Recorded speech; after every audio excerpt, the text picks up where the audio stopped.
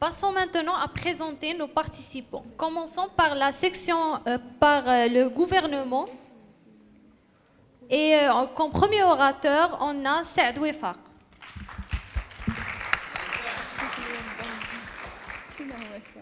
Notre deuxième orateur de l'équipe de gouvernement, Nahd Mohamed Khalil. Et notre troisième orateur de l'équipe de gouvernement, Fahd Kademi. Passons maintenant à l'équipe de l'opposition. Notre première oratrice de l'équipe de l'opposition, Myriam Freh. Allez Myriam! Notre deuxième orateur de l'équipe de l'opposition, Mohamed Boukharta. Et notre troisième orateur de l'équipe de l'opposition, Marwan Badawi. Et pour nos chers membres du jury, Fatem Zahra Boulian, Daniel Bamberi, Nabil Al-Fahmi, Nouha Slaoui et Madame Khadija Al-Madani. Deux équipes avec un seul but, défendre leurs idées avec éloquence, logique et fair play. Let the game begin.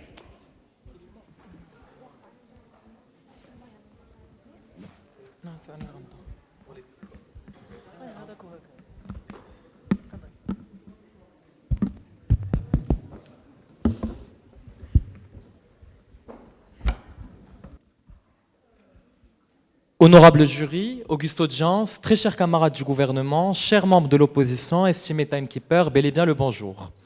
Salus populi suprema lex esto. Que le salut du peuple soit la loi suprême. Alors ces mots ne sont pas les miens, même si je le voudrais, mais ceux du philosophe romain Cicéron. Vieux de plus de 2 millénaires, ces mots résument à eux seuls l'essence même de la politique. Elle a pour mission de protéger la cité, de préserver la communauté, mais surtout d'assurer la survie du peuple avant tout. Car la politique, contrairement à la morale, ne vit pas dans le monde des principes parfaits. Cicéron l'avait compris. Un dirigeant ne peut se permettre de sacrifier le destin de son peuple au nom du luxe de la morale. Machiavel, dans Le Prince, l'a tout simplement formulé avec franchise. Un bon dirigeant doit savoir être à la fois un renard et un lion, rusé et fort, prêt à agir avec souplesse quand le destin de l'État l'exige. Et ce réalisme que l'opposition voudra très certainement dépeindre comme étant du cynisme ou de la manipulation n'est pas une trahison de la morale. L'histoire ne se souvient pas des dirigeants qui ont voulu être irréprochables, mais de ceux qui ont su prendre les décisions qu'il fallait quand les circonstances l'imposaient. Parce que gouverner, c'est parfois choisir entre le mal et le pire. Et comme le disait si bien François de la Rochefoucauld dans ses maximes, l'hypocrisie est un hommage que le vice paie à la vertu. Même quand la politique use de ruse ou de duplicité, il y a souvent une responsabilité plus grande derrière. Derrière chaque compromis, chaque décision dure ou chaque silence, il y a souvent une responsabilité. Celle de la stabilité, de la sécurité et de la paix. Parce que la morale individuelle, nous sommes d'accord, juge les intentions. Mais la morale politique, elle, juge les conséquences. Et servir exige parfois de se salir les mains. Et si, comme le disait Cicéron, le salut du peuple est en effet la loi suprême, alors, mesdames et messieurs, il faut parfois accepter que la fin justifie les moyens. Et permettez-moi de vous poser une question, chère audience. Qui aujourd'hui dans cette salle peut lever la main et nous assurer n'avoir jamais usé de moyens douteux pour arriver à une fin salvatrice? Nous n'agissons pas par vice, mais par nécessité. Nous créons pour des fins jugées supérieures l'exception qui confirme la règle. Nous comprenons qu'un but noble exige parfois un détour moral. Or, si nous nous accordons ce privilège-là dans la sphère privée, pourquoi le refuserions-nous à celui qui porte sur ses épaules le destin de toute une nation? Là où le citoyen, qu'est-ce qu'il risque, le citoyen lambda? Il risque sa réputation. Mais l'homme d'État, lui, risque la paix, la prospérité, la sécurité collective. C'est pourquoi aujourd'hui, en tant que gouvernement, nous affirmons que oui, en politique, la fin justifie les moyens. Et avant de plonger dans le cœur de notre argumentaire, nous voyons qu'il est nécessaire de définir certains mots-clés de l'assertion.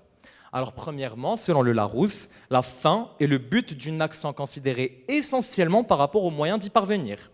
Justifier, selon le dictionnaire de l'Académie française, est rendre une chose juste, acceptable, et selon le Larousse, moyen est ce qui sert pour aboutir à une fin.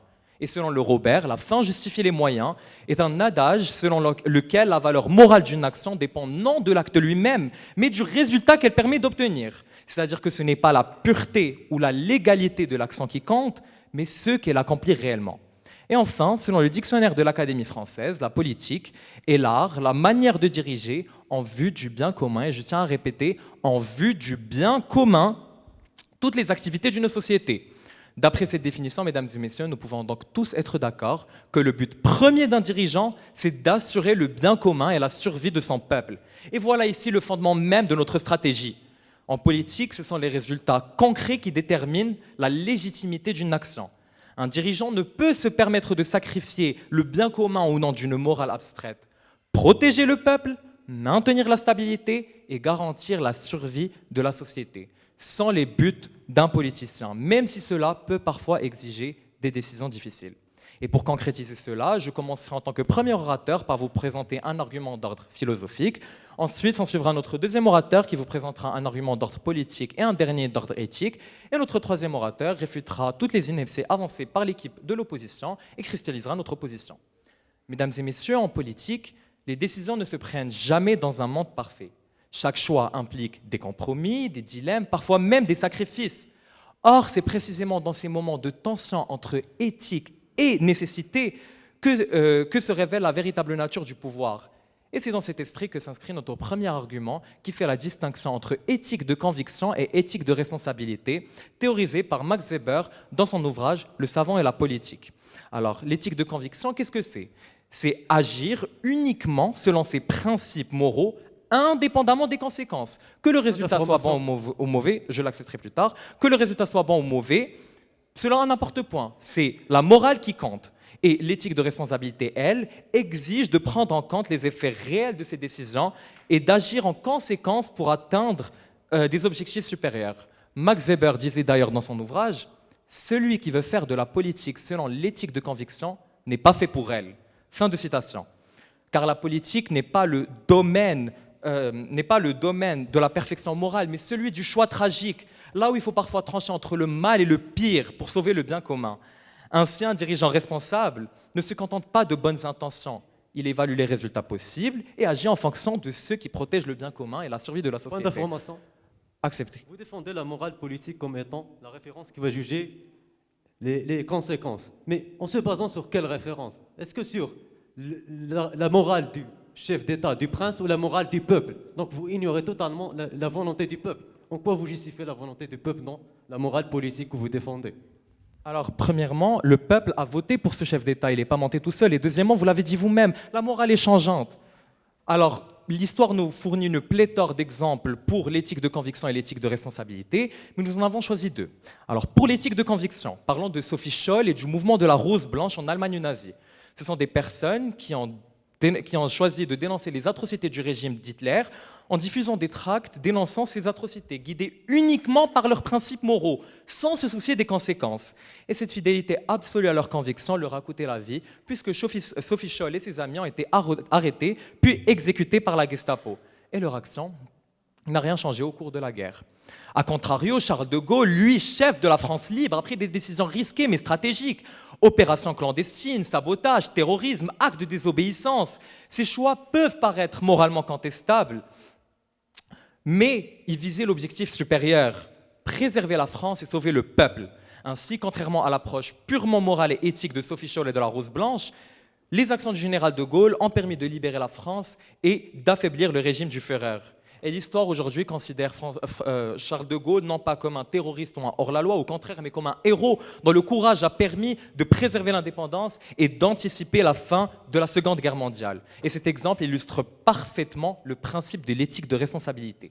En politique, la légitimité d'une action ne se limite pas à sa conformité aux règles, mais se mesure également à sa capacité à atteindre un objectif supérieur et à protéger le bien commun. Honorable jury, Auguste Audience, mesdames et messieurs, la politique n'est pas un terrain pour les intentions pures, mais un espace où les décisions doivent être jugées à l'aune de leurs résultats. Le bien commun, la survie et la sécurité du peuple passent avant tout. Et avant de laisser à l'équipe de l'opposition faire leur moralisateur, je tiens à répéter ces mots qui résument à eux seuls l'essence même de notre position. Salus populi suprema lex esto. Que le salut du peuple soit la loi suprême. Je vous remercie.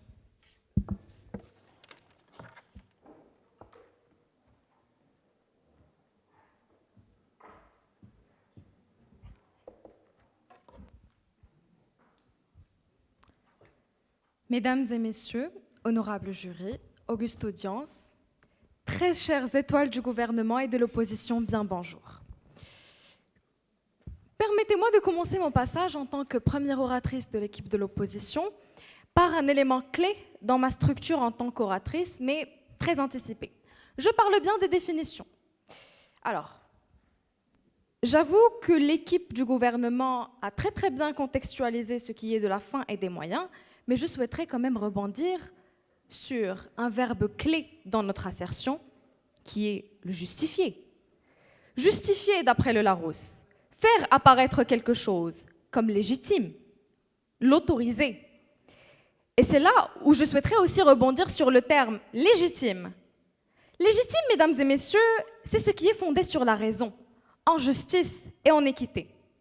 Et aujourd'hui, si je prends le risque de désordonner la structure, eh bien c'est pour ordonner vos esprits et vous montrer dès mes premières paroles que la notion de justification de la fin, acquise ou non, provient des moyens conformes à la justice, à l'équité et à la raison. Donc, mesdames et messieurs, inutile de nous traiter de moralistes parce que nous sommes conscients que l'ère de Platon et de la République est tout à fait finie. Nous ne cherchons pas la cité idéale. Aujourd'hui, en tant qu'équipe de l'opposition à l'assertion qui stipule que la fin justifie les moyens politiques, nous resterons tout à fait réalistes et pragmatiques dans notre cheminement. En revanche, ce qui prend l'irréalisme ici, mesdames et messieurs, eh bien, c'est bien la vision du livre de chevet de Trump. La vision qui rend la politique soi-disant plus simple, avec un souci de moins. Mais quel souci de moins? Le souci des moyens. Donc, mesdames et messieurs, notre stratégie aujourd'hui, en tant qu'équipe de l'opposition, consistera à démontrer que la justification d'une politique ne réside pas dans sa fin, mais dans la justesse des moyens employés pour y parvenir. Et que dans une société actuelle, la morale publique et la justice dans les moyens sont ce qui confère à la finalité sa justification et sa légitimité. Parce que notre but en tant qu'équipe de l'opposition qui va briller clairement durant ce débat, eh bien, c'est de prévoir les dérives qui naissent de la justification aveugle de la fin. Nous parlons des révoltes, nous parlons de dictature, nous parlons des violences. Et donc, afin de combler notre argumentaire, en tant que première oratrice, mon premier argument montrera que les moyens employés pour atteindre les fins est ce qui leur donne leur justification dans un monde politique moderne structuré autour des moyens. Ensuite, notre deuxième orateur présentera 3 arguments clés. Le premier étant l'incompatibilité du machiavélisme politique avec le contexte politique actuel. Ensuite, un argument sur la métamorphose imprévisible des fins en politique. Et ensuite, finalement, l'internationalisation de la justification politique. Donc, mesdames et messieurs, avant de commencer à réfuter les dires de l'équipe du gouvernement, je souhaiterais quand même vous remettre dans le bain de la notion de la justification et vous poser encore plus de contexte. Il faut savoir que dans la politique moderne, la justification n'est pas une notion abstraite ou morale seulement, mais elle s'incarne dans des structures réelles. Nous parlons par exemple de la justification institutionnelle et juridique qui découle des lois, des constitutions, des processus démocratiques. Il est donc évident qu'un pouvoir ne peut être reconnu justifié ou légitime que s'il agit dans un cadre de légalité, mesdames et messieurs. Et je parle aussi de la justification populaire parce que l'équipe du gouvernement a l'air de beaucoup s'intéresser à la population. La légitimité d'un gouvernement provient principalement de son peuple. Sans adhésion du citoyen, aucune autorité ne peut prétendre avoir quelconque pouvoir. Et il y a aussi une certaine légitimité traditionnelle qui s'impose et qui impose par la religion, par la coutume, par la dynastie. La politique a institutionnalisé l'éthique, mesdames et messieurs, et la morale publique. Et ils sont devenus intégrés dans les mécanismes de gouvernance, que ce soit au niveau international ou au niveau national. D'information. Je vous l'accorde. Vous venez de dire que lorsque l'on agit dans un cadre légal, c'est justifiable. Mais que faire dans les cadres dans les cadres où, par exemple, ce sont des dictateurs qui appliquent des lois qui leur sont favorables. Mesdames et messieurs, ici, quand on traite l'assertion, nous parlons pas seulement des cas où on est ici pour légitimiser une action. Ici, nous sommes en train de parler de la notoriété des moyens en ce qui est de la justification de la fin. C'est-à-dire que de la même manière que vous pouvez traiter des moyens pour accorder une légitimité à une action politique, si ces moyens sont fallacieux, ils donnent une certaine illégitimité.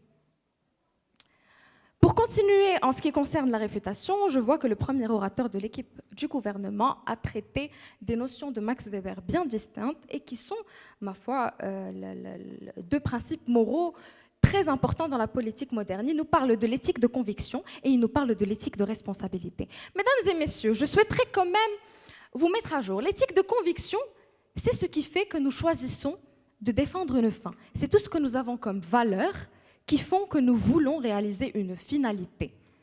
Tandis que l'éthique de responsabilité, c'est exactement ce qui suit notre stratégie, mesdames et messieurs.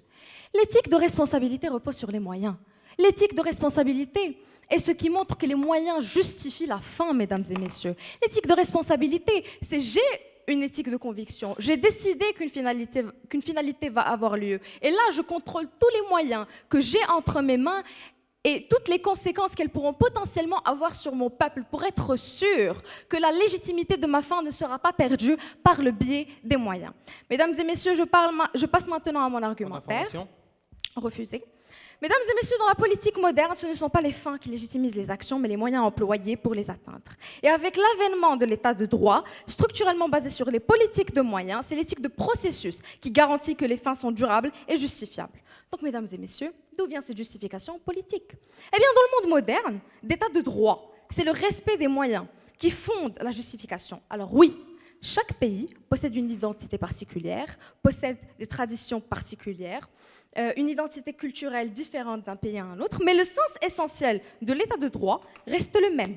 Et il demeure reposant sur la légalité, selon des processus bien définis, sur la sécurité juridique, garantissant la stabilité des règles ainsi que l'interdiction de l'arbitraire du pouvoir exécutif et la protection juridictionnelle et la séparation des pouvoirs. C'est-à-dire que, mesdames et messieurs, nous sommes très loin de la vision machiavélique qui ne cherche qu'à conserver un pouvoir. Ici, nous cherchons aussi le bien du peuple. Donc, tous les paramètres des systèmes politiques contemporains que je viens de vous citer aujourd'hui, il est clair que la fin ne justifie pas les moyens, mais qu'au contraire, que ce sont les moyens qui font la justification ultime. Parce que si les moyens vers une fin sont discutables, ils font perdre à cette fin sa justification, que ce soit auprès de la justice ou alors auprès de la morale publique, en englobant les coutumes, les traditions, l'identité culturelle d'un peuple. Et c'est là où je me permets de donner l'exemple de la monarchie marocaine qui tire sa justification de l'enracinement historique, mesdames et messieurs, de la commanderie des croyants et de la fidélité à un idéal national et religieux. Cette monarchie ne cherche pas simplement l'efficacité du pouvoir, mais une justification institutionnelle et populaire durable. Merci, mesdames et messieurs.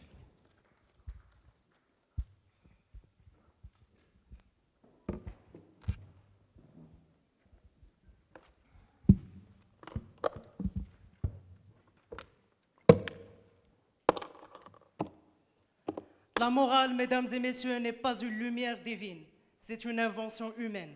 Et comme disait Nietzsche, il n'existe pas de faits moraux, seulement des interprétations morales. Ce que vous légitimisez comme bien et mal, chère équipe de l'opposition, n'est pas une loi du monde, mais un produit de culture. Et dans la politique, c'est le pouvoir qui parle. Honorable jury, auguste audience, chers camarades du gouvernement, chers membres de l'opposition, bonjour. Vu que nos chers opposants nous parlaient de la légitimisation à propos du moral du peuple, nous devrions revenir à la philosophie nietzschéenne, mesdames et messieurs, puisque la morale d'un peuple change avec ses intérêts. La morale de ce siècle contredit la morale du précédent. Et pourtant, l'équipe de l'opposition va en faire de cette morale variable une norme universelle pour légitimiser les moyens. Mesdames et messieurs, il n'y a rien de plus dangereux que de croire qu'une seule morale doit gouverner tous les moyens et les choix politiques, car ainsi que naissent les guerres injustes et les dictatures de verdure. Refusé.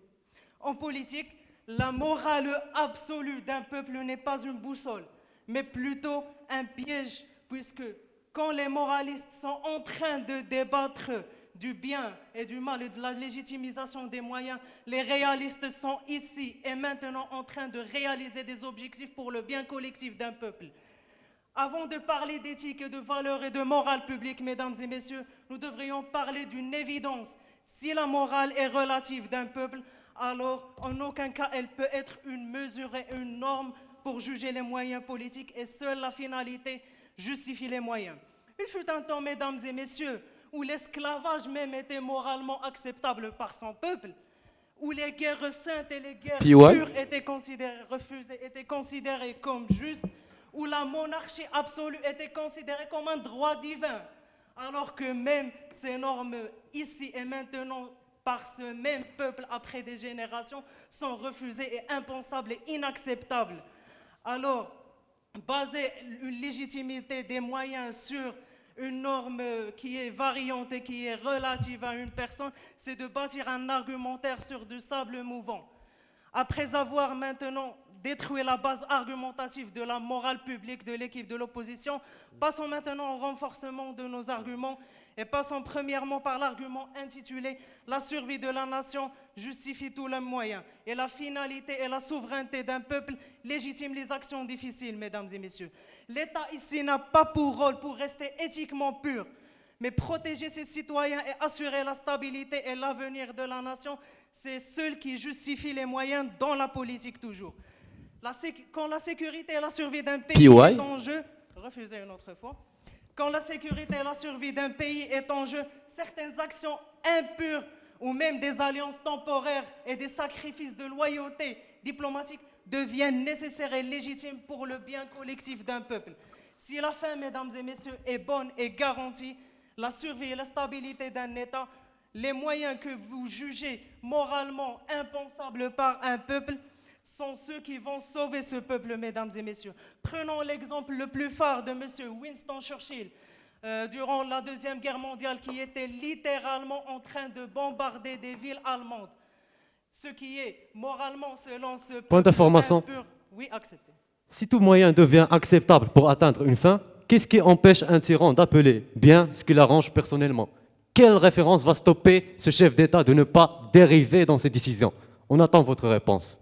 Bien sûr, ma réponse va venir maintenant, puisque vous parlez d'une intention personnelle d'un dirigeant. L'intention personnelle du dirigeant se stoppe après qu'il prend sa responsabilité dans la politique. Il y a des institutions et des organismes qui vous stoppent quand vous n'arrivez pas à une finalité politique.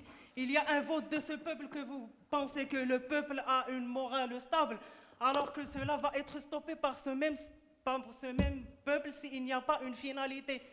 Et les intentions sont juste pour entrer dans le domaine de la politique et avoir le pouvoir. Mais quand on est dans le domaine politique, s'il n'y a pas une finalité, il y a un stoppage par des institutions et des organismes.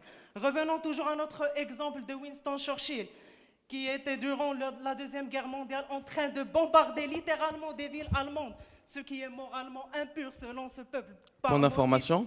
Refusé. Ce qui est moralement impur par ce peuple par motif de tuer des innocents, alors que cela même a stoppé un massacre nazi. Et maintenant, M. Churchill, au lieu de juger ces moyens immoraux par ce peuple, il est considéré comme un héros qui a contribué à stopper le nazisme et le massacre d'Adolf Hitler, mesdames et messieurs. Revenons à l'exemple de Charles de Gaulle, qui durant et après la Deuxième Guerre mondiale, a littéralement mis un gouvernement en exil et a fait preuve de résistance clandestine refusée ou même des négociations avec des puissances étrangères. Cela a permis de libérer la France et restaurer l'État et la souveraineté nationale. Maintenant, vous connaissez tous Charles de Gaulle en étant un symbole de la résistance sans même discuter la moralité de ses moyens. Toujours, mesdames et messieurs, c'est la fin qui justifie les moyens dans le contexte politique. Passons maintenant au deuxième argument d'aujourd'hui, intitulé « Le poids moral de l'inaction », puisque la moralité d'une action dans la politique est une illusion luxueuse très dangereuse, mesdames et messieurs. puisque le jugement et la mesure des actions politiques revient à ce que les moyens employés soient moralement acceptables pour le peuple. C'est ce que dit l'équipe de l'opposition. Or, qu'en politique, l'inaction est certainement un choix très lourd et plein de conséquences qui sera jugé pire que l'action refusée par faute de temps. Un deuxième exemple, imaginez avec moi un dirigeant qui est confronté à la famine et à la crise économique, où des millions de vies sont en jeu.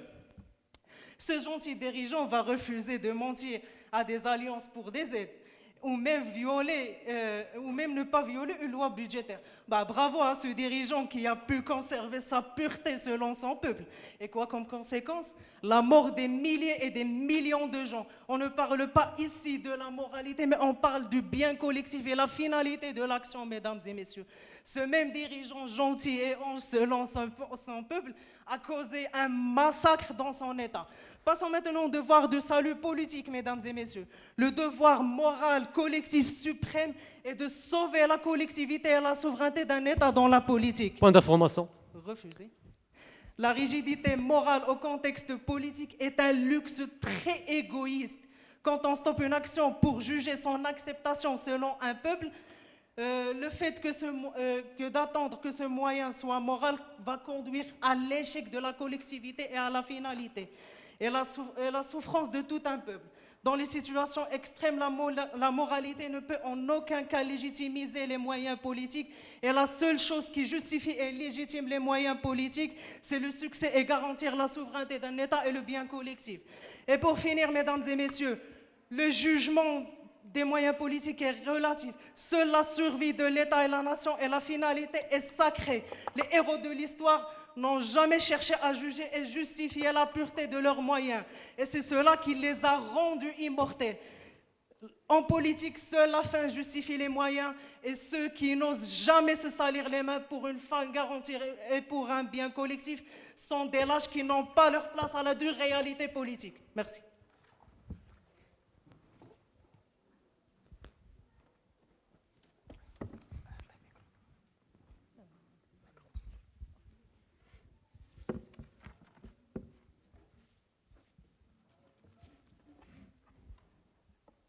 Excellence présence, honorable jury, distingué auditoire, chère équipe de l'opposition, chère équipe du gouvernement. Premièrement, permettez-moi de me présenter en tant que deuxième orateur de l'équipe de l'opposition. Et premièrement, je vais commencer par réfuter toute la construction argumentaire du deuxième orateur du gouvernement. Mais avant, il faut mettre les choses dans leur cadre historique pertinent. Avant l'apparition de M. Machiavel et son pur réalisme, qu'est-ce qu'il était avant? On parlait de quoi? On parlait de deux perspectives de vision du monde. On parlait de la perspective romaine, qui était la perspective qui a initié la logique de réalisme dans la politique. On parlait aussi de la perspective grecque, qui partait de la logique du mépris du réel, qui partait de la logique de la morale, des idées. Mais après des siècles et des siècles de débats et de clivage entre ces deux conceptions, a apparu M. Machiavel par son pur réalisme, et d'autre partie a apparu d'autres philosophes comme Anna, comme Max Weber, qui a aussi... En fait, Max Weber n'est pas un réaliste que je vais démontrer après. Donc, après, le consensus a été mis sur quoi? Sur le fait de mêler entre le réalisme et la morale dans la politique. Une fois on écarte un de ces deux, la politique moderne s'effondre, comme l'a démontré notre première oratrice. La politique moderne est fondée sur quoi? Sur l'état de droit. L'état de droit qui permet à la politique moderne de s'exercer. L'état de droit, c'est quoi tout simplement? C'est toutes les institutions étatiques, le système judiciaire, le système parlementaire, le système exécutif, la Constitution. Toutes ces institutions travaillent pour créer un cadre de justification de la finalité. C'est les moyens qui doivent justifier la finalité. C'est les moyens qui dirigent la finalité, qui préservent l'essence de la finalité et bloquent les dérives dans les finalités. Ce que je vais démontrer dans notre construction argumentaire. Mais permettez-moi tout d'abord de revenir sur les arguments du deuxième orateur de l'équipe du gouvernement. Première chose, il a parlé de l'exemple de Winston Churchill. Ce Winston-là que vous défendez, lorsqu'il a mené ce qu'il a mené contre les nazis, il l'a mené dans un cadre de droit international, en collaboration avec les États-Unis, avec l'Angleterre dans un cadre de droit international qui a encadré cette finalité par des moyens légitimes pour atteindre une finalité qui est légitime et durable, c'est arrêter les nazis. Donc vous ne comprenez même pas le cadre d'application de ce que vous défendez. Et pour votre deuxième argument, que... L'information. Accepté. Donc le droit international a permis à Churchill de laisser la ville de Coventry se faire bombarder par les nazis, alors qu'il le savait. En fait, vous prenez une personne que vous n'avez... Vous avez pris un exemple d'une personne qui a été, selon vous, assassinée. C'est quoi la pertinence de ce que vous venez de dire dans ce qu'on est en train de défendre? Ce qui compte, c'est qu'une fois tes moyens sont justifiés, ta finalité est justifiée. C'est ça la logique. Donc, revenons aussi à une autre objection de monsieur le deuxième orateur du gouvernement. Il a parlé des monarchies absolues, de l'esclavage. Donc, lorsqu'on travaille par la doxa machiavélienne, on va arrêter l'esclavage et la monarchie absolue. C'est totalement une contradiction. Je vais vous expliquer où réside cette contradiction dans notre premier argument. Refusé. La logique de notre premier argument, où l'intitulé est, c'est l'incompatibilité du machiavélisme politique dans le contexte contemporain. Premièrement, M. Machiavel défend le pur réalisme. Mais en réalité, ce n'est pas un pur réalisme. C'est une illusion de pur réalisme. Je vais vous le démontrer. Premièrement, Machiavel ignore l'existence de l'ordre international. Il ignore l'existence des contraintes extérieures des frontières. Lorsqu'il a défini ces concepts dans Le Prince, il a dit clairement il faut chasser les barbares de l'Italie. C'est-à-dire qu'il s'en fout de ce qui existe au-delà des frontières. Tout simplement pourquoi? Car le cadre de Machiavel est un cadre archaïque, où on parlait de monarchie, de système féodal, où le pouvoir était toujours là, et où le peuple n'avait pas les capacités de voir les moyens utilisés par les monarques ou par les princes, car tout simplement, tout se passait en derrière, tout se passait en huis clos. On venait, on sortait, on disait au peuple, voici, on a atteint une certaine finalité, et tout le monde applaudit. Tout simplement, car le peuple n'avait pas l'opportunité de voir les moyens qui étaient utilisés. Donc, premièrement, la première faille de Machiavel, c'est qu'il ignore l'existence d'un ordre international et de contraintes internationales. Par exemple, prenons l'exemple de Gen Z. Lorsque le Maroc a décidé d'arrêter ces révolutions ou ces jeunes qui ont sorti pour défendre certaines revendications, la première chose que le Maroc a fait, c'est la confrontation directe. Mais lorsqu'il a pris conscience que s'il continue dans cette direction, il va perdre la légitimité internationale et aussi, avec l'existence des ONG, l'existence des médias, tout est filmé. Point d'information. Refusé. Tous les moyens que vous utilisez sont filmés, scrutés et jugés. Donc une fois que vous dérivez, vous perdez la légitimité internationale, la légitimité des institutions de l'État et même la morale du peuple qui vous soutient. Donc le Maroc, qu'est-ce qu'il a fait? Il est revenu aux moyens justifiés. C'est la discussion, c'est ouvrir la discussion avec les jeunes, c'est arrêter les répressions et les confrontations. Ça explique totalement la logique qu'on défend en tant que gouvernement, c'est que les moyens qui justifient la fin, les moyens qui façonnent la fin, qui donnent l'essence de la fin. Une fois où les moyens une fois où on part de la logique que les moyens justifient la fin, on ne peut pas cadrer la fin, car la fin en elle n'a pas une pertinence. C'est quoi la fin? Les fins toujours existent en politique. Ce qui compte, c'est comment on va atteindre ces fins. Comme disait Edgar Morin, la politique, c'est l'art de choisir les moyens. Ce n'est pas l'art d'atteindre les finalités. Les finalités, vous allez les atteindre tôt ou tard. Donc, pour notre deuxième argument, je vais vous développer la logique ou un cycle qui se déclenche une fois on travaille avec la doxa machiavélienne. C'est le cycle qui a été théorisé par Max Weber sous le nom de la métamorphose imprévisible de la finalité. En fait, pour appliquer la doxa machiavélienne, on doit tout d'abord passer par l'état d'exception. On doit sortir et annoncer aux gens que nous avons une exception. On doit utiliser des moyens. Vous devez vous faire confiance pour résoudre l'exception. Ça, c'est l'utilisation d'une faiblesse dans la nature humaine qui est la peur de l'imprévisible. Donc le chef d'État sort, dit que nous avons un état d'exception, un état d'urgence pour justifier l'exception qu'il vient d'incorporer dans la politique. Refusé. Techniquement, c'est l'arbitraire dans la politique. Après l'annonce et la justification de l'exception par la raison d'imprévisibilité, on passe à la deuxième étape qui est la répétition. Pourquoi la répétition? Lorsqu'un État sort, un État, dans le contexte actuel, n'a pas une seule finalité. Il a plusieurs finalités à atteindre. Toutes ces finalités entrent dans une logique de système de contingence. Lorsque vous contaminez une seule finalité, vous contaminez les autres. Et la troisième phase de ce cycle est la phase de l'institutionnalisation.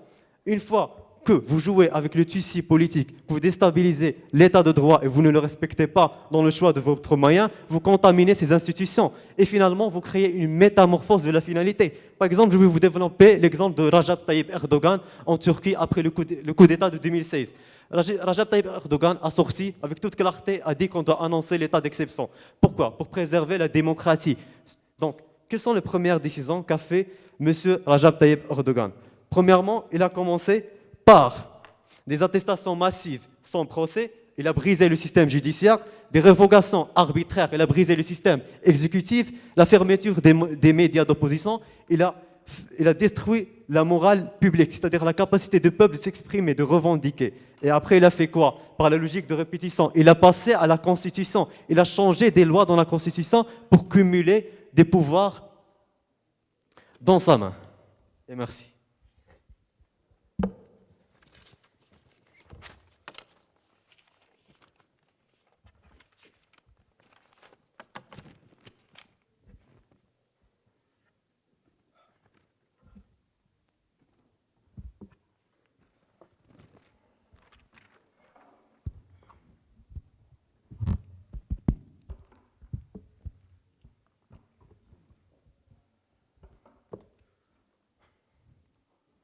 Auguste Audience, honorable membre du jury, chère équipe débattrice, bien le bonjour.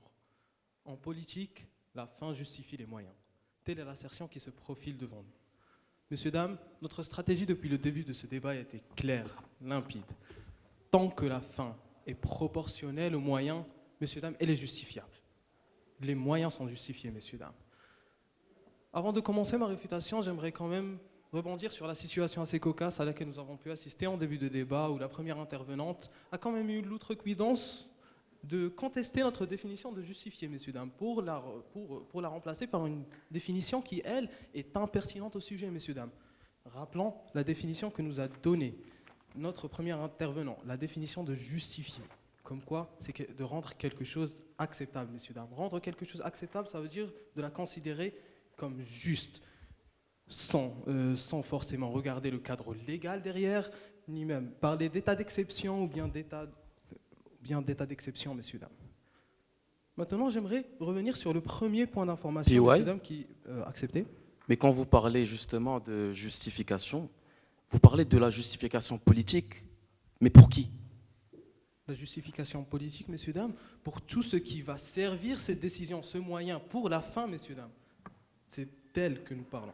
Donc maintenant, revenons au premier point d'information donné par le deuxième intervenant, comme quoi, messieurs, dames, excusez-moi, ce n'est pas le premier point d'information, mais bon, comme quoi nous ouvrons la porte à tous les abus, messieurs, dames.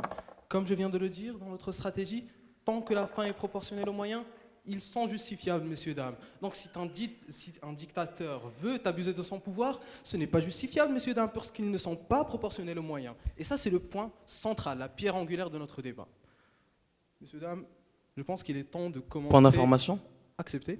Mais comment pouvez-vous réellement justifier cet encadrement sans la présence de contre-pouvoirs? Et c'est justement ces contre-pouvoirs qui limitent le fait que les moyens ne soient pas conformes à une certaine morale publique, à l'état de droit ou à l'institutionnalisme de la morale. Messieurs, dames, je pense que l'équipe d'opposition ne comprend pas très bien comment est-ce que le processus décisionnel en politique marche. Le processus décisionnel, je vais vous l'expliquer, passe par plusieurs étapes. La première étape, c'est la proposition. La deuxième étape, c'est le débat, messieurs, dames. Le débat entre des lobbies de différents intérêts. Donc, le débat entre ces lobbies de différents intérêts ne va converger que vers l'intérêt général, vu qu'ils ont des intérêts différents. Donc, c'est ce qui va préserver ce dit pouvoir, messieurs, dames. Maintenant, passons à la réfutation du premier argument. Comme quoi, lorsque l'on agit dans un cadre légal, c'est justifiable, messieurs, dames. On est à la limite du darwinisme, on est à la limite du macronisme, messieurs, dames. Prenons un exemple simple, les protestations de la Gen Z dernièrement. Ne serait-ce pas un peu cocasse que les protestants aillent demander l'autorisation de protester de chez le système qu'ils critiquent eux-mêmes, messieurs, dames? La désobéissance civile n'est pas forcément de la mauvaise foi. Et les moyens sont toujours justifiés dans ce cas-là. Maintenant, passons à ce deuxième argument, messieurs, dames, proposé par le deuxième intervenant. Comme quoi, messieurs, dames, on a une incertitude de fin. Point d'information. Accepté. Mais ici, vous parlez de la Gen Z et de la protestation de la Gen Z, mais moi, ce que je vous dirais, c'est qu'il s'agit exactement de moyens qui vont faire parvenir la Gen Z à des finalités qui seront justifiées par les moyens qu'ils ont utilisés. Au contraire, la Gen Z, eux, n'ont pas en protesté, messieurs, dames, sans l'autorisation juridique. Ce qui les rend dans un cadre totalement non légal, messieurs, dames, illégal. Et vu qu'ils sont dans un cadre illégal, ils sortent totalement de ce que vous avez dit. Bref. Parlons maintenant de l'argument proposé par le deuxième intervenant, l'incompatibilité de Machiavel, messieurs, dames, auprès de la morale publique. Peut-être à cause de l'ignorance, peut-être en prônant la grandiosité, messieurs, dames, du droit international. Le droit international, rappelons-le, qui c'est? Ces moralisateurs, ces personnes dans le pouvoir, messieurs, dames, le pouvoir réel n'est pas véritablement dans leurs mains. Point d'information. Accepté? Selon votre logique, le Maroc n'aurait pas pu atteindre sa finalité de la cause du Sahara en respectant le droit international. Donc le droit international n'a pas permis au Maroc d'atteindre sa finalité en passant par des moyens qui sont légitimes, le droit international, le Conseil de sécurité, etc. Donc expliquez-nous votre conception de cet exemple-là. Au contraire, messieurs, dames, je ne dis pas que le droit international n'a clairement pas de pouvoir dans sa main, messieurs, dames. Je dis que ce sont des moralisateurs. Prenons l'exemple d'Israël. Qu'ont-ils pu faire pour la Palestine, messieurs, dames? Quasiment rien, que de la moralisation. Peut-être nous condamnons Netanyahou, messieurs, dames, pour ce qu'il a fait, des crimes de guerre, mais réellement, explicitement, qu'est-ce qu'il y a eu? Là est la véritable question que je me pose. Maintenant, parlons de leur troisième argument, messieurs, dames, l'incertitude des fins. Comme quoi les moyens ne sont pas toujours justifiés et que nous devons peut-être parfois avoir recours à l'état de l'exception, messieurs, dames. Sauf que cela néglige totalement le cadre que j'ai cité. Point d'information. Accepté. Si un chef d'État décide d'annoncer l'état d'exception, en se basant sur quelle référence ou quelle institution, suivant votre logique, va arrêter la dérive de cet état d'exception? C'est-à-dire que cet état d'exception ne va pas se métamorphoser en état permanent. Comment vous allez arrêter ceci sans avoir recours aux institutions de l'État? Monsieur Dame, on peut avoir recours aux institutions de l'État. Ceci n'implique pas forcément le non-ceci, monsieur, dame, excusez-moi. Mais ce que vous dites, c'est que si, par exemple, on fait recours à l'état d'exception, donc dans un autre système, dans un autre contexte, ce serait injustifiable de ne pas y avoir recours. Alors que, bien sûr que non, messieurs, dames, que ce soit dans le contexte de guerre, donc des contextes extrêmement différents. Prenons juste l'exemple de Churchill, messieurs, dames, qui savait que la ville de Coventry allait être bombardée. Il le savait, il aurait pu donner une sorte d'état d'exception, messieurs, dames, de faire évacuer la ville. Mais au contraire, il a préféré ne pas donner l'indice aux nazis comme quoi c'était la ville qui les espionnait. Point d'information. Accepté. S'il vous plaît, pouvez-vous réfuter le cycle que j'ai développé tout à l'heure dans mon intervention qui passait de l'exception, de la répétition, de l'institutionnalisation et de la métamorphose? Comment vous allez bloquer que la métamorphose, que la finalité ne change pas en une autre finalité par votre logique que vous défendez, sans institution étatique? Monsieur, dame, vous parlez d'incertitude de fin. Monsieur, dame, lorsque nous parlons de fin, comme je l'ai déjà expliqué, lorsque nous parlons du processus décisionnel, ils arrivent à la solution, au moyen le plus optimisé normalement. Donc si l'on arrive à cette fin, c'est tout bénéfique. Mais si l'on n'arrive pas à cette fin, messieurs, dames, on a quand même utilisé le moyen le plus bénéfique. Sinon, messieurs, dames, arrêtons de faire de la politique. Rien n'est garanti. Utilisons les moyens les plus efficaces et les moyens les plus optimisés, s'il vous plaît. Auguste Audience, je pense qu'il est temps de reconstruire notre logorée. Notre premier argument qui lui parlait de l'importance de l'éthique de responsabilité face à l'éthique de conviction, messieurs, dames. Parce que oui, l'éthique de conviction, soyons francs, c'est l'éthique des poltrons, messieurs, dames. L'éthique de ceux qui ont peur de ne pas se salir les mains. L'éthique de ceux qui ont peur de prendre des décisions fortes. Tandis que l'éthique des responsabilités, messieurs, dames, met la personne face à ses responsabilités. Je dois prendre cette décision, bien qu'elle soit peut-être moralement discutable. Mais là n'est pas la question. La question se pose clairement dans le fait que cette décision doit être prise. Tandis que le dirigeant qui suit l'éthique de conviction, messieurs, dames, se cachera toujours derrière ce mur de moralité. Maintenant, messieurs, Point dames, d'information. accepté. Ici, dans votre développement, vous présentez ce qu'on appelle le sophisme du faux dilemme. Vous dites que c'est soit on n'agit pas parce qu'on a peur de l'inaction, soit on agit mais que ces moyens ne vont pas être conformes. Alors que pas du tout, ceci c'est le sophisme du faux dilemme. Les processus conformes, on peut agir selon des processus conformes tout en ayant un cadre légitime. Équipe d'opposition, vous vivez sincèrement dans une utopie, messieurs, dames, parce que, certes, parfois les moyens peuvent, excusez-moi, parfois vous pouvez atteindre ce que vous voulez atteindre par le cadre légal, mais ce n'est pas toujours le cas. J'ai donné l'exemple des Gen Z, messieurs, dames. Bref, vous vivez dans une utopie, messieurs, dames. Notre deuxième argument, comme quoi l'inaction, elle, est injustifiable. Par exemple, avec l'exemple du général de Gaulle, messieurs, dames, avec tout ce qu'il a su montrer, tous les meurtres qu'il a commis, les attaques terroristes, etc., mais qui quand même, aujourd'hui, messieurs, dames, est vu comme un héros. S'il n'avait pas... Point d'information. Accepté. Et que faites-vous du général Charles de Gaulle qui a désisté de ses fonctions par référendum, par illégitimité, par le manque de justification face à la volonté populaire?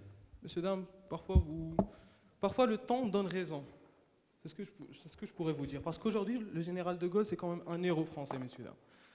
Parfois, la mayonnaise prend du temps à prendre, comme on dit. Notre deuxième argument, messieurs, dames, comme quoi l'inaction est injustifiable, j'ai donné l'exemple du général de Gaulle, etc. Notre troisième argument, où plaçons-nous véritablement l'éthique dans l'échelle d'importance d'une nation, messieurs, dames? Est-ce que nous la plaçons avant son intégrité territoriale, avant l'intégrité du peuple, messieurs, dames? Là est la véritable question. Où plaçons-nous cette éthique? Bien sûr, derrière tout ce qui importe véritablement l'intégrité territoriale, avec l'exemple du Sahara au Maroc, messieurs, dames, derrière la survie du peuple, la survie de la nation, et la survie de l'État. Messieurs, dames, je pense que tout a été dit. L'équipe d'opposition a clairement préféré se concentrer sur ce qui est inique, négligeant tout ce qui est politique. Merci à tous et à toutes.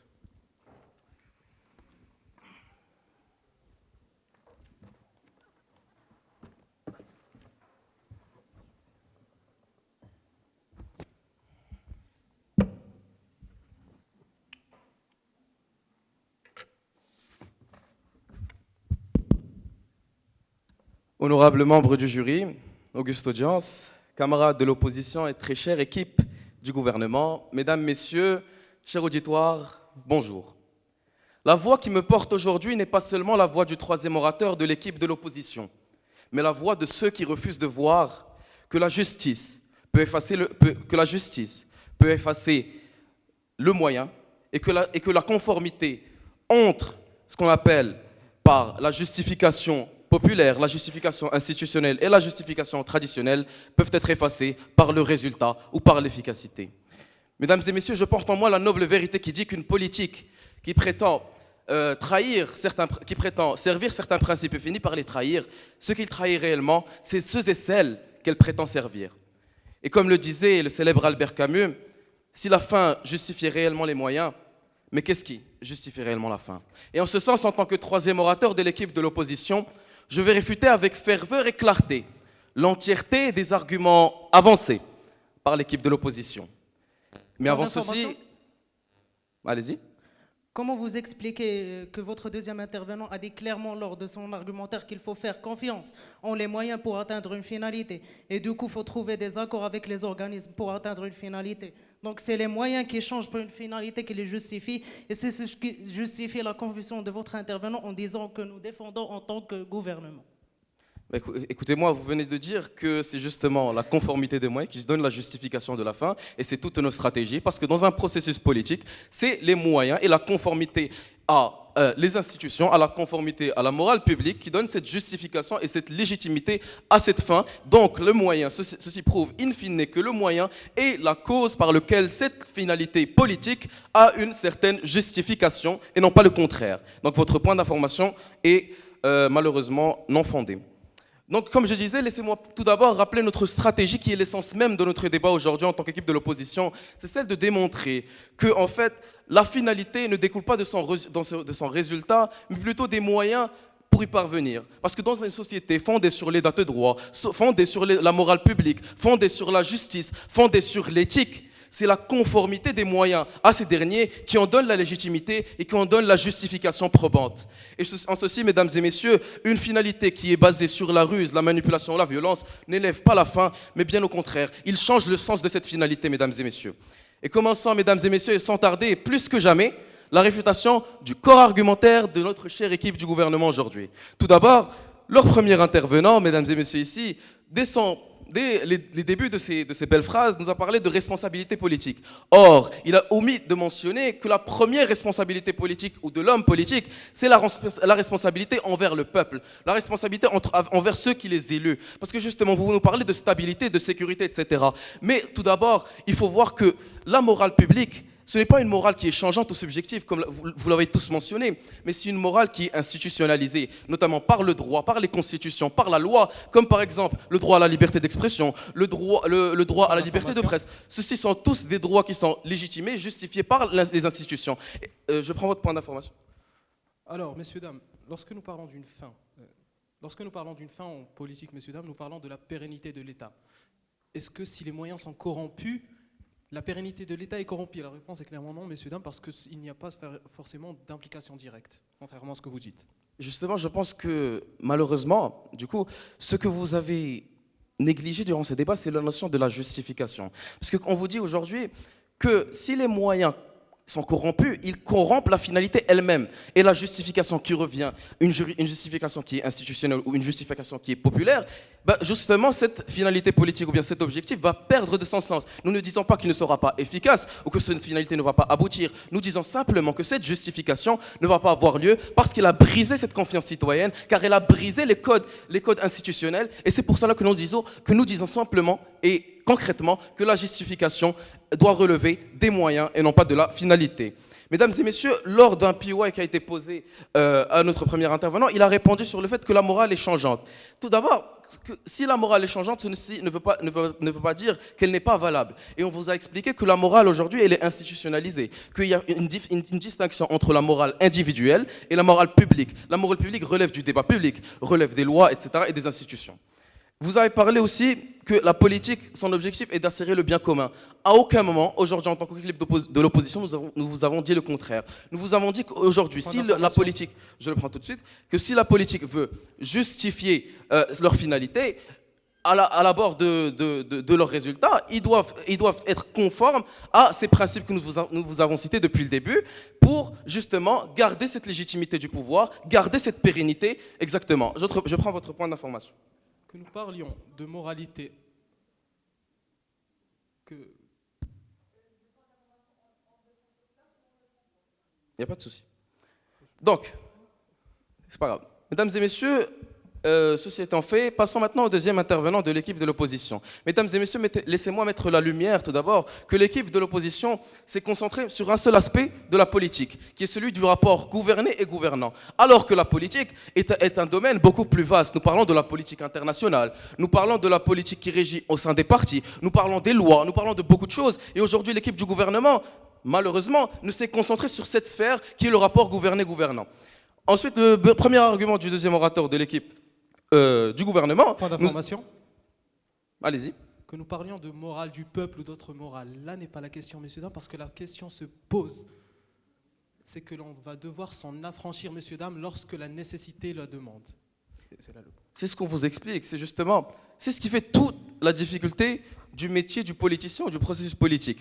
Là, peut-être qu'on va arriver à votre dite justification, mais vous n'avez votre dite finalité. Mais à aucun moment, cher troisième orateur de l'équipe du gouvernement, vous n'avez montré qu'on va garder cette justification, cette légitimité du pouvoir. Nous ne vous disons pas que nous n'allons pas arriver à cette finalité. Nous disons simplement que cette justification ne va pas avoir lieu parce que la justification, c'est ce qui rend légitime, et la légitimité est tout ce qui est conforme à l'état de droit, tout ce qui est conforme à la morale publique et à l'éthique. Mesdames et messieurs, le premier argument dit que la survie de la nation justifie tous les moyens.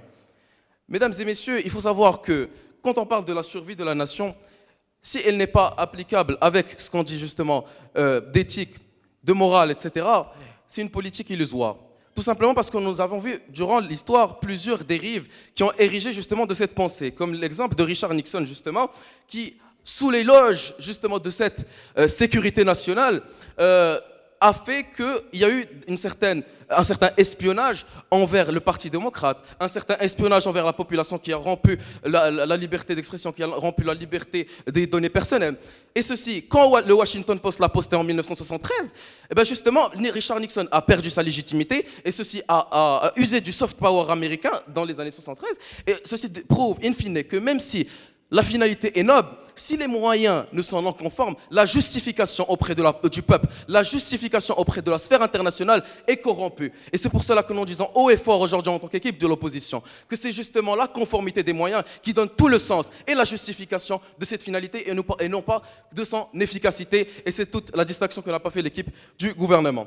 Par rapport au deuxième argument du deuxième orateur de l'équipe de l'opposition, il a parlé du poids moral de l'inaction. Je l'ai démontré lors d'un point d'information mal répondu, malheureusement, c'est que c'est un sophisme du faux dilemme. Ce sophisme du faux dilemme, il dit que sous le poids de la morale, on ne va pas agir. Donc il faut agir par le poids des biais ou bien de moyens immoraux. Alors que ce n'est pas le cas. Nous avons plusieurs réformes qui ont été faites par des moyens moraux et ont abouti à une fin noble. Comme justement quand le Maroc a changé sa constitution en 2011 par conformité à la volonté populaire. Et ceci ne prouve pas que sous le poids moral, on va faire quelque chose qui s'appelle de l'inaction. Vous avez dit qu'il faut stopper une action pour voir la conformité dans un peuple, alors que pas du tout. Ce qu'il faut faire, c'est que garder cette légitimité et suivre le processus politique, le processus démocratique, justement.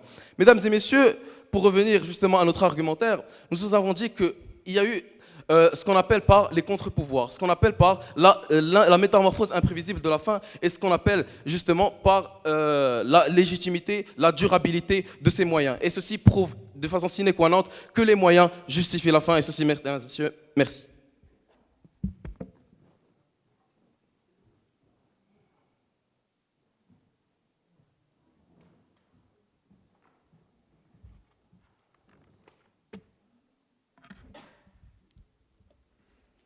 Mesdames et messieurs, honorable jury, me revoilà encore une fois. Aujourd'hui, nous nous réunissons une fois de plus dans un débat d'étoiles. Mais malheureusement, ce n'est que la moitié du système qui a brillé aujourd'hui. Donc, comment défendre l'obsolète quand aujourd'hui nous vous avons montré avec succès que la légitimité d'une politique ne réside pas dans sa fin, mais dans la justesse des moyens qui ont été employés pour la réaliser. Que ce soit la légitimité ou l'illégitimité, la justification ou l'injustification, tout dépend toujours des moyens. Les moyens forgent, mesdames et messieurs, le jugement politique. Et c'est ce que nous avons réussi à démontrer aujourd'hui. Donc, mesdames et messieurs, d'après les membres de l'équipe du gouvernement, la morale n'est pas, et je cite, une lumière divine. Or, les lumières se sont éteintes sur l'équipe au moment même où ils ont fait usage d'une malhonnêteté intellectuelle troublante vis-à-vis de l'interprétation des concepts de Max Weber. Mesdames et messieurs, est-ce gagner comme finalité qui les motive à user de moyens aussi malhonnêtes? Serait-ce une fin justifiée? Une victoire légitime? Mais je respecte quand même le nombre de points d'information refusés de la part de l'équipe du gouvernement. J'avoue que c'était un moyen plus ou moins futé pour esquiver les points de réalité de ce débat. La problématique principale, la situation d'urgence à laquelle il fallait remédier. Et c'est exactement ce que nous sommes en train de traiter aujourd'hui. Nous sommes en train de traiter une vision réaliste. Nous ne sommes pas des rêveurs. Nous qui sommes porteurs pourtant que d'un pragmatisme logique, que nous justifions par le biais de moyens argumentaires transparents, clairs et pertinents. Nos moyens sont sains. Nous avons tenté l'engagement et l'interactivité avec l'équipe adverse, mais ne sont-ils pas dans un combat vain de préservation de leur stabilité aujourd'hui? Une stabilité qui les gardera bien loin de leur finalité, une finalité de victoire. Sans oublier la réfutation, mesdames et messieurs, mon premier argument n'a été réfuté que par un contre-exemple sur la Gen Z qui n'illustre qu'une ignorance de la notion des manifestations pacifiques. Et je souhaiterais quand même rajouter que la parure dorée des arguments de notre deuxième orateur est restée tout à fait intacte. Nous ont-ils parlé de la notion d'incompatibilité, de machiavélisme dans le contexte politique actuel? Ou alors de l'imprévisibilité des fins politiques? Ou encore moins du volet international qui touche au débat d'aujourd'hui, du volet international de la justification politique? Mesdames et messieurs, la fin ne justifie pas les moyens. Et aujourd'hui, je décide de politiser l'équipe du gouvernement et pour vous dire que des moyens inefficaces ne donnent qu'une fin très loin d'être atteinte. Et merci beaucoup.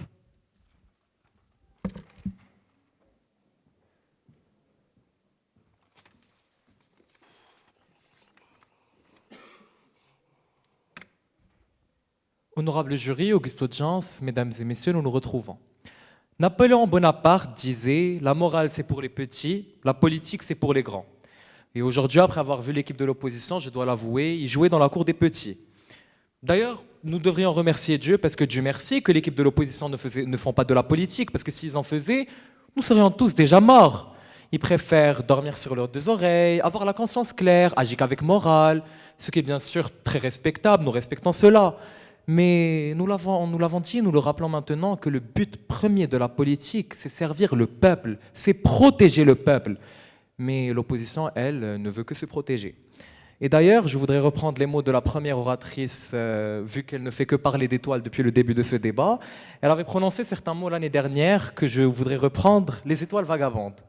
Et aujourd'hui, nous avons eu face à nous une équipe de l'opposition qui ressemblait à des étoiles vagabondes, qui ont essayé de nous mener au fin fond des méandres, du cosmos, de la politique, des arguments l'un plus abscons que l'autre. Une stratégie, ma foi, particulièrement difficile, pas par sa difficulté, mais plutôt par son intelligibilité. Démontrer que la justification de la fin n'est pas importante, c'est la justice des moyens. C'est ça leur stratégie. Après, en me réfutant, d'ailleurs, la première oratrice de l'équipe de l'opposition a cité Max Weber, et l'équipe de l'opposition choisit à sa guise ce qui leur plaît ou ce qui ne leur plaît pas, de la philosophie de Max Weber, alors que nous, au contraire, nous avons cité ce que l'homme qui a théorisé l'éthique de conviction et l'éthique de responsabilité a dit. Et je répète, celui qui veut faire de la politique selon l'éthique de conviction n'est pas fait pour elle. Et eux, apparemment, ils disent qu'on peut faire de la politique selon l'éthique de conviction. Et d'ailleurs, une réponse à un PY qui était, ma foi, très contradictoire avec leur position. C'était le deuxième orateur qui a dit cela en disant que le droit international a permis à Winston Churchill de laisser la ville de Coventry se faire bombarder. Mais mesdames et messieurs, laisser une ville se faire bombarder est immoral, alors que vous, depuis tout à l'heure, vous soutenez la moralité. Comment soutenez-vous cela Mesdames et messieurs, nous, au contraire, nous vous avons donné 3 arguments. Le premier philosophique, le deuxième politique et le troisième éthique. Mon premier argument faisait la distinction entre l'éthique de conviction et l'éthique de responsabilité. Notre deuxième argument faisait parler du poids moral de l'inaction. Si on ne fait rien, les résultats seront encore pires que utiliser des moyens, de mauvais moyens. Et la survie de la nation justifie tous ces moyens et légitimise les actions difficiles. Et pour finir mon speech, je voudrais répondre à la première oratrice, mais vous parlez de réalisme, mais de quel réalisme? Pensez-vous vraiment que la morale fait le poids face à la survie du peuple? La survie du peuple est le but premier du politicien et la morale passe en second. Je vous remercie.